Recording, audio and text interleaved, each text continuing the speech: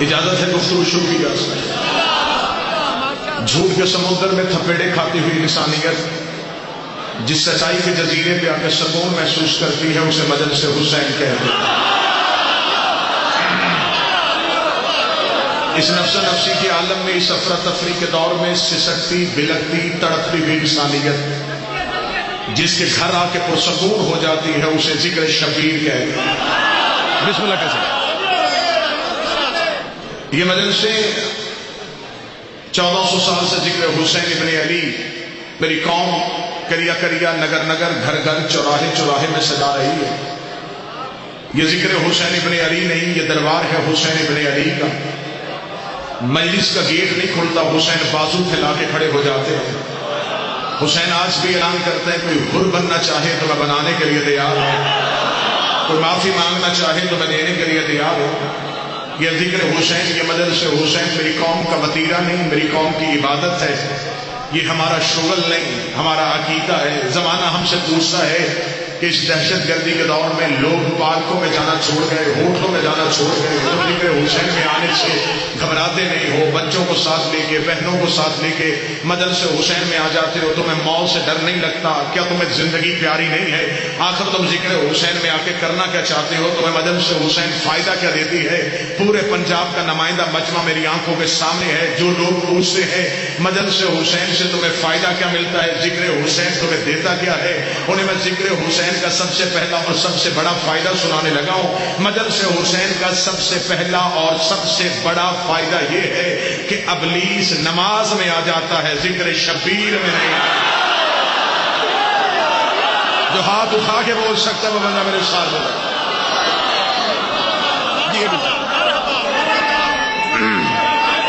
جی آپ سے نہ ہمیں زندگی سے پیار، نہ ہمیں موت سے ڈر، ہمیں کل بھی حسین سے عشق تھا، ہمیں آج بھی حسین سے عشق۔ کرائے کے قاتل بھیج کے قتل کروانا ہندا کے بیٹوں کی پرانی عادت ہے۔ نہ ذکر حسین دھماکوں سے ختم ہوا تھا، نہ ذکر حسین دھمکیوں سے ختم ہوگا۔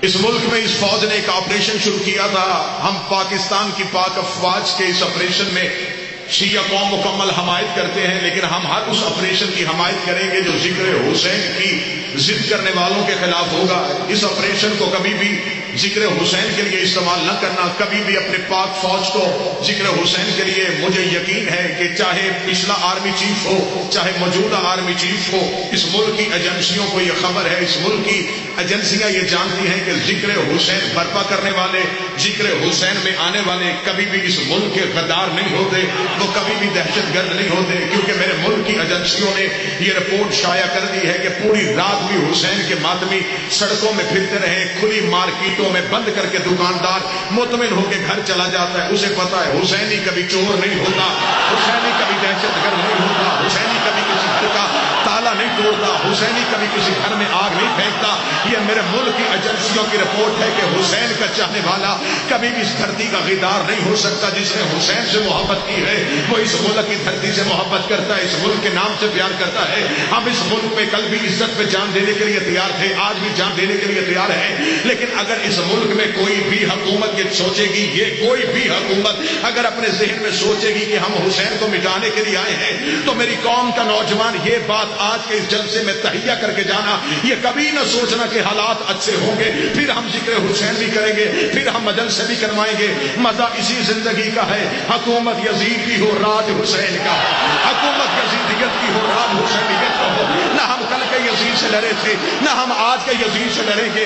کیا آج کی حکومت کو یہ تنبیہ کرنا چاہتا ہوں، وہ جائے تاریخ اٹھا کے دیکھ لے، اس سے بڑے بڑے یزید ظالم جابر حکمران میرے حسین کو مٹانے کے لیے آئے تھے، لیکن وہ اپنی قبروں کے جہنم میں چلے گئے۔ ذکر حسین کا کل بھی زندہ تھا، ذکر حسین کا آج بھی زندہ ہے۔ جاؤ تاریخ اٹھا کے دیکھ لو، جو قبر حسین پہ ہل چلانے کے لیے آئے تھے آج ان کی قبروں کا نشان بھی کسی کو نہیں پتا۔ ہمیں بتاؤ وہ عباسی کہاں گئے، ہمیں بتاؤ بتاؤ وہ اموی کہاں گئے، ہمیں بتاؤ وہ ہارون رشید کہاں گیا، ہمیں بتاؤ وہ مامون رشید کہاں گیا، ہمیں بتاؤ وہ صفا کہاں گیا، وہ اموی حکمران کہاں گئے جو حسین کو مٹانے کے لیے آئے تھے، وہ مٹ گئے۔ حسین کی قبر پہ کل بھی سجدہ ہو رہا تھا، حسین کی قبر پہ آج بھی سجدہ ہو رہا ہے۔ 1070 خطیب نماز جمعہ کے خطبوں میں میرے مولا علی کو بھونک بھونک کے اپنی ماں کے ناپاک دودھ کی خیانت کی گواہیاں دیتے رہے۔ وہ خطیب مر گئے، علی آج بھی زندہ ہے۔ وہ منبر ٹوٹ گئے، علی آج بھی زندہ ہے۔ میری قوم زندہ تھی، زندہ ہے اور زندہ رہے گی۔ اس کی زندگی کی سب سے بڑی دلیل یہ ہے تمہارے امام تھے، ہمارا امام ہے۔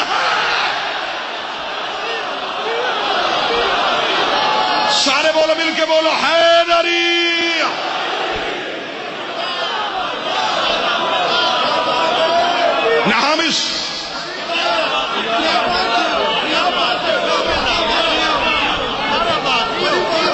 ہم اس ملک سے کل بھی وفادار تھے۔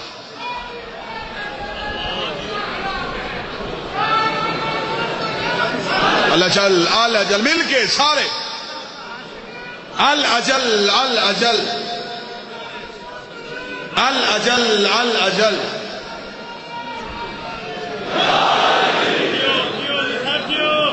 تو جو ہے سر 2 یا 3 منٹ کی سرکار آپ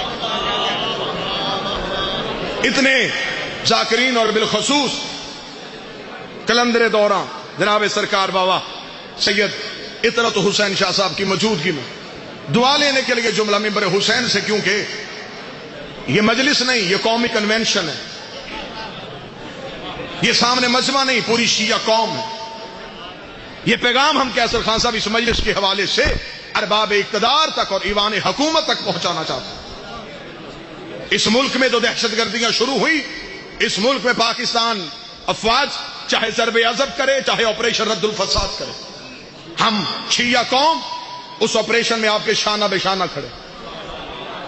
اب بول کے میری تائید فرمائیں، ہم ہر اس آپریشن کی حمایت کرتے ہیں جو یزیدیت کے خلاف ہے، لیکن حکومت وقت اگر آپ پریشان ہیں، ایک پاناما لیکس آئی ہے، ایک امام زمانہ لیکس بھی آئے گی۔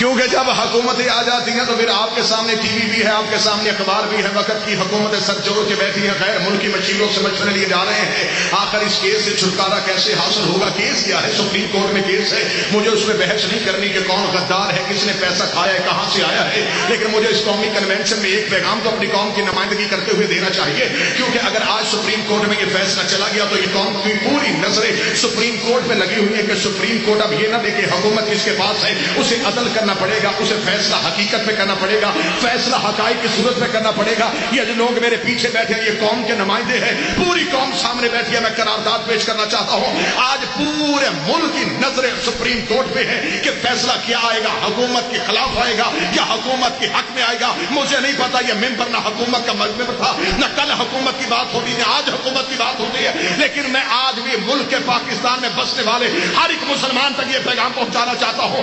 آخر اس کیس میں ہے کیا؟ کہتے اس ملک کا پیسہ تھا، کسی نے کھا لیا تھا، کسی نے بھیجا تھا، ہمیں اس کا حساب لینا ہے، ہمیں پائی پائی کا حساب لینا ہے۔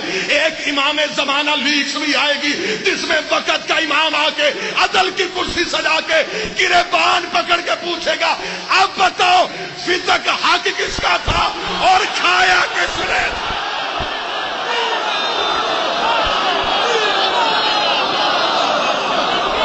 ایک آئے گا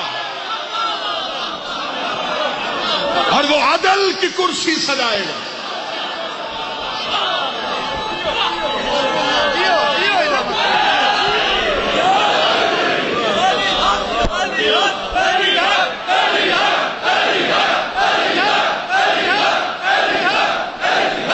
سارے بولو، مل کے بولو، حیدری۔ بس یہی پیغام تھا، پہنچاؤ ہر ایک مسلمان تک۔ آئے گا وقت کا امام اور پوچھے گا میرا بادشاہ عدل کی کرسی پر بیٹھ کے، حساب دیا جائے ہمیں کس کا حق تھا، کس نے کھایا تھا۔ یہاں قطر کا خط نکالا گیا ہے، وہاں کوئی وصیت نکالنی پڑے گی، بتانا پڑے گا کہ نبی نے کس سے لکھ کے دیا تھا، کس کے نام پہ تھا۔ انتظار کرے میری قوم، ہم کل بھی منتظر تھے وقت کے بادشاہ کے، نگاہیں آج بھی اس کی دید کو ترس رہی ہیں، رخ انور سے پردہ غیبت ہٹائے، زمانے کو آ کے بتائے، پوچھے وقت کے فرعونوں سے، قبروں سے نکال کے کہ بتاؤ میری دادیوں کا قصور کیا۔ ایک سطر کہوں گا، مجھ سے پہلے یہ اعلان کر دیا گیا، مجبوری ہے انتظامیہ کی طرف سے، ہم شکریہ ادا کرتے، تم نے ہمیں ایک دن تو رونے کے لیے دیا، ہم نہ کوئی دنگا چاہتے نہ فساد چاہتے، میں پھر بھی ضلعی انتظامیہ کا بابا ضروریت شاہ جی کی طرف سے شکریہ ادا کرتا، تم محافظ بن کے کھڑے رہے، تم نے ہماری بیٹیوں کے قریب کسی غیر کو نہیں آنے دی،